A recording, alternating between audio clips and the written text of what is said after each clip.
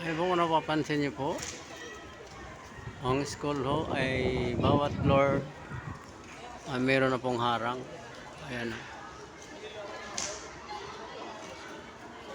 Sinigurado na po sa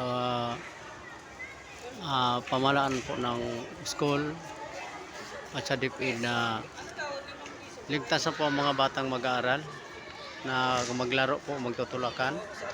Ayan po, lahat po may grills. Ayan po. First floor, second floor, third floor. Ayan.